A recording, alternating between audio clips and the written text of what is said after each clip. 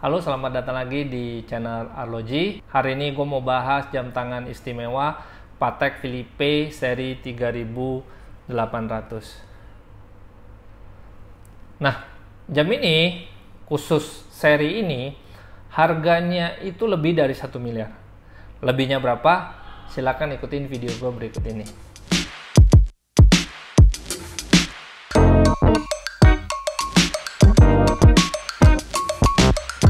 Patek Philippe ini termasuk dalam Holy Trinity dalam dunia jam tangan.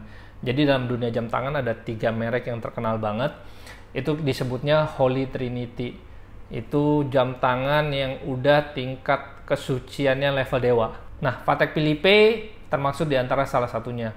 Yang lainnya adalah Audemars Piguet sama Vacheron Constantin. Dari 3 merek tersebut, Patek Philippe ini bisa dibilang paling populer.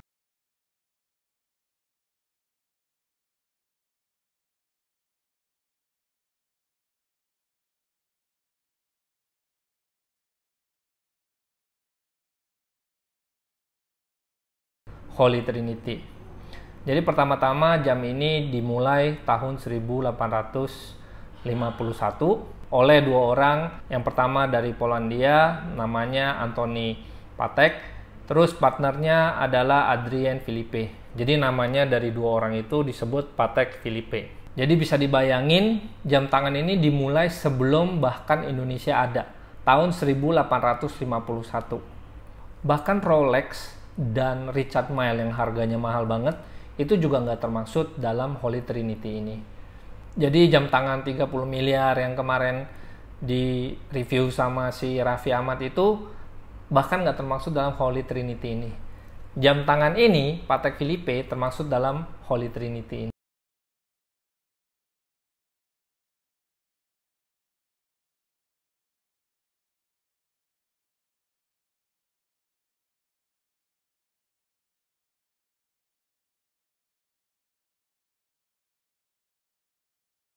Countess Conchewis, kurang lebih gitu bacanya. Jam tangan ini udah terkenal dari zaman dulu, jadi beberapa pemakainya yang zaman dulu adalah termasuk Pablo Picasso, Queen Elizabeth I, Queen Victorian, Albert Einstein.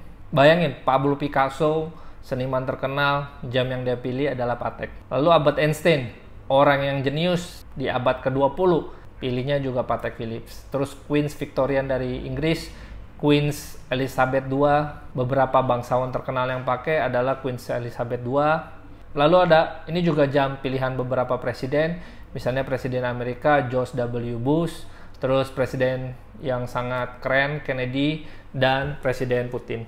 Personel dari Beatles juga pakai, yaitu Paul McCartney dan Ringo Starr. Bahkan sampai ke Dalai Lama juga punya Patek. Tapi bukan dibeli, itu adalah hadiah dari Presiden Amerika Franklin D. Roosevelt. Tapi bentuknya juga bukan jam tangan, bentuknya lebih ke pocket watch. Jam Patek ini itu rata-rata barang yang langka karena diproduksinya nggak banyak. Pada tahun 2010 itu diproduksinya cuma 40.000. Tahun 2012 cuma 50.000 pieces, jadi bisa dibayangin. Tahun 2018 mereka cuma produksi 60.000.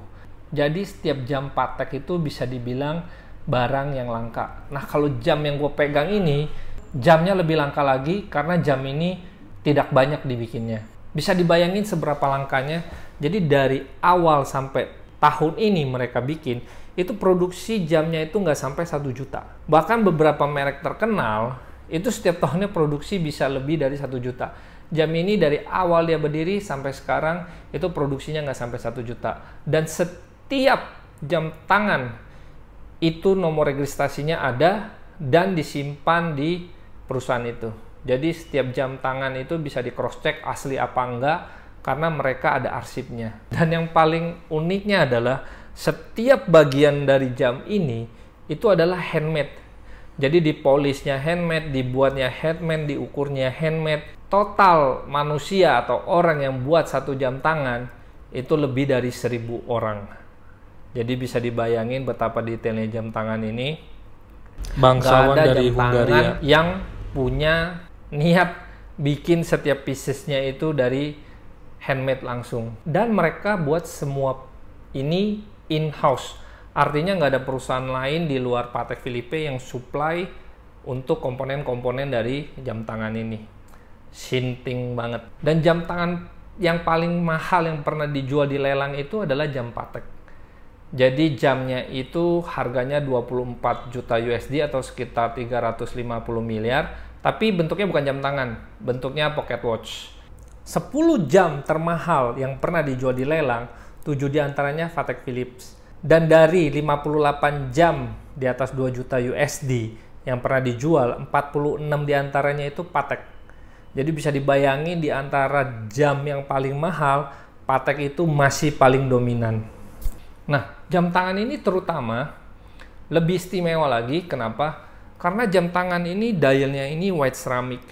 Terus Nautilus yang lain itu pada umumnya bahannya, braceletnya, case-nya itu terbuat dari besi. Yang ini terbuat dari emas putih. Tapi kalau kita lihat sertifikatnya, sertifikat itu nulisnya ore grease. Ore grease itu artinya emas abu-abu. Ya mungkin kalian baru pernah dengar, sama gue juga baru pernah dengar. Nah, kalau gue bisa cerita dikit, pemilik ini sebelumnya adalah seorang laki-laki dari Taiwan. Jadi kebetulan gue juga kenal orangnya. Dia beli ini saat dia jalan-jalan di Hong Kong. Nggak ada niat beli jam, cuman waktu dia jalan-jalan di Hong Kong, kebetulan ada pameran jam Patek Philippe. Terus dia lihat, terus dia suka. Karena barang ini nggak umum. Nah, sekarang ini dimiliki sama perempuan yang gue kenal juga tentunya. Karena ukurannya 37 mm dan warnanya putih, terus ada berliannya, gue juga merasa jam tangan ini cocok untuk perempuan. Jam tangan ini memang unisex, karena Nautilus 3800 itu sebetulnya dibuat untuk menjawab permintaan penggemarnya yang punya lengan lebih kecil. Jadi Nautilus itu sebetulnya ukurannya 42 mm. Nah, di tahun 90-an, jam tangan 42 mm itu terhitung jam tangan yang diameternya besar. Jadi ada permintaan untuk jam tangan yang diameternya lebih kecil, dibuatlah Nautilus 3800 ini. Oke, kita mulai lihat lebih detail dari jam tangan ini. Oke ya, kita mulai lihat detailnya. Jadi jam tangan ini adalah Patek Nautilus seri 3800. Jadi seri 3800 ini adalah jam ukuran mid size. Jadi sebenarnya Nautilus itu ukurannya 42 mm, ini 37,5 mm.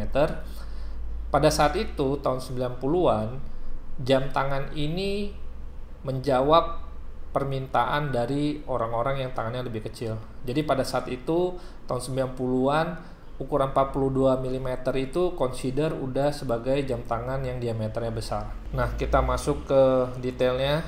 Detailnya ini pertama kita bahas dialnya. Dialnya ini terbuat dari white ceramic.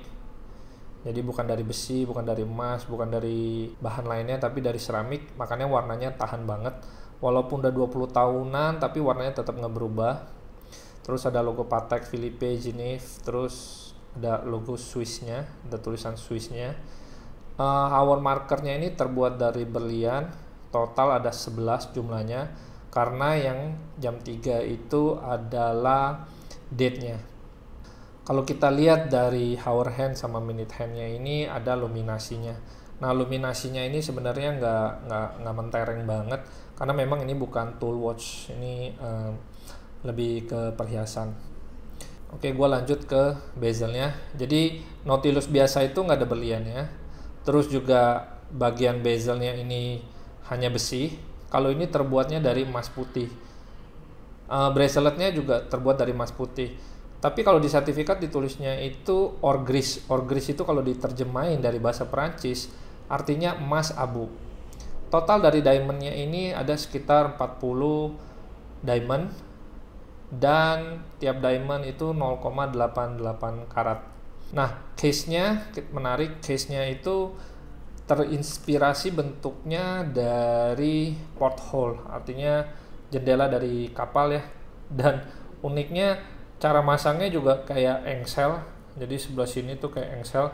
Kalian lihat bagian yang polis sama enggak ini dua bagian yang terpisah. Ya. Jadi kayaknya kalau ini dibuka tuh kayak jendela gitu. Nah, dua kuping ini simetris. Ini cantik banget. Yang sebelah sini jadi engsel, yang sebelah sini jadi crown guard juga. Nah, kalau lihat crownnya nih, ada lambang Pateknya, detailnya luar biasa ya. Bagian sininya polis, tapi bagian dekat engselnya sama dia brass, terus bagian ininya brass, tapi untuk sininya detailnya malah polis. Kita lihat untuk linknya pakai push ya. Nah, kita lanjut ke linknya. Ini adalah signature-nya dari Nautilus. Braceletnya seperti ini. Linknya ini dibuat satu persatu, dipolis oleh manusia bukan mesin. Yang bagian luarnya itu brass, yang tengahnya itu polis. Dan lihat ukurannya, yang dari besar mengecil, ini ukurannya halus banget. Terus sisi dalamnya juga rata banget ya. Ntar gua buka dulu bentar. Nah, jam tangan ini kalian lihat belakangnya ini nyatu nih, nggak bisa dibuka dari belakang. Jadi memang kalau mau bongkar mesinnya itu dari depan, dibuka engselnya, dibuka gitu. Ini ada bautnya tuh ya, jadi kayak jendela gitu dibukanya. Nah, braceletnya dari yang tadi gue bilang ore grease atau emas abu-abu, jadi berat banget ini jam. Jadi kita lanjut ke buckle-nya, ada tulisannya Patek Philippe Nautilus ya. Jadi cara pasangnya begini, lembut banget suaranya, terus ditutup sama buckle yang seperti ini. Kita lihat juga buckle-nya ada logo Pateknya lagi, detailnya ya ampun luar biasa detail, cantik banget ya. Kenapa ini harganya juga tinggi sekali? Bayangin ya, jam tangan ini otomatis, tebelnya hanya sekitar 7,6 mm. Gue bandingin lagi sama jam otomatis gua yang lain. Ini jam tangan legendaris juga, Seiko XKX 009. Jadi kebayang sama-sama otomatis, tapi tebelnya beda banget.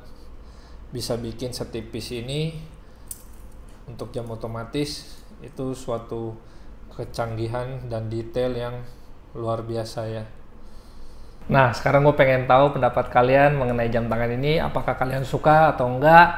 Atau misalnya kalian punya jam tangan Patek favorit lainnya, silahkan tulis di kolom komentar. Jangan lupa like kalau kalian suka, dan jangan lupa di subscribe untuk nonton video-video gue yang lainnya. Oh iya, ada yang lupa.